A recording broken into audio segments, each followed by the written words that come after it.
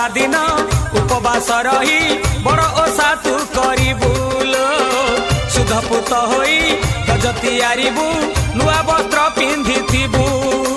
सिंदूर लगेई देबु गज चूड़ारे गज पूजा करिबुलो भक्ति भरे सिंदूर लगेई दबु गज चूड़ारे गज पूजा करिबुलो भक्ति भरे बजुथा मने शिव शंकर हे भोला ठाकुर हे महेश्वर।